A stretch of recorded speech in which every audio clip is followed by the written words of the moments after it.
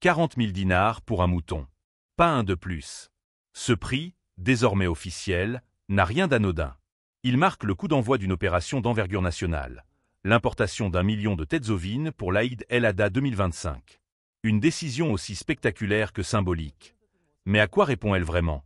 Dans les ports d'Alger, d'Oran, de Gigel ou encore de Skikda, les cargos se succèdent. Le premier, chargé de 15 000 moutons venus tout droit de Roumanie, a accosté sans tambour ni trompette, mais avec une efficacité quasi militaire. Le message est clair. Cette année, l'Aïd doit se faire dans l'ordre, la transparence et surtout sans flamber des prix. Car si l'État algérien met en place ce plan colossal d'importation, ce n'est pas pour court-circuiter l'élevage local. Bien au contraire. Il s'agit de le soutenir, l'épauler, l'empêcher de céder sous la pression d'une demande exponentielle. Chaque wilaya recevra une part déterminée selon sa densité de population. Une répartition chirurgicale destinée à éviter la spéculation et les tensions sur le marché. Mais ce qui retient l'attention, c'est surtout l'organisation pensée dans les moindres détails. La vente des moutons débutera dès le 1er mai, sur des marchés de proximité spécialement désignés par les autorités locales. Et pour ceux qui redoutent les longues files d'attente, les espèces sonnantes et trébuchantes ou encore les distributeurs à sec, place au paiement électronique. La banque publique Badr équipe chaque point de vente de terminaux de paiement.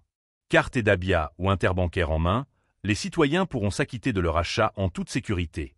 Et pour ne pas pénaliser les zones rurales ou mal desservies, Algérie Post déploie des bureaux ambulants, prêts à sillonner les marchés jusque dans les coins les plus reculés. En parallèle, les autorités ont lancé une véritable logistique militaire.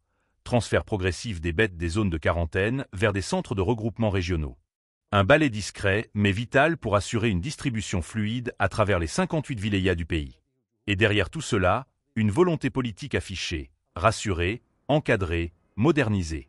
Lors de la réunion du Conseil des ministres, le président Tebboune a donné le ton. Cette année, l'Aïd doit se vivre dans la dignité, sans que le portefeuille des familles n'en fasse les frais.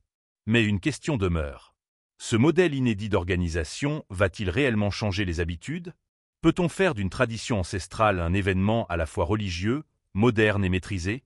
Et surtout, les éleveurs locaux réussiront-ils à tirer leur épingle du jeu sans être marginalisés par cette concurrence importée? N'hésitez pas à partager vos avis en commentaire et à vous abonner pour ne rien manquer de nos prochaines vidéos. C'était l'actualité du jour. Merci de nous avoir écoutés.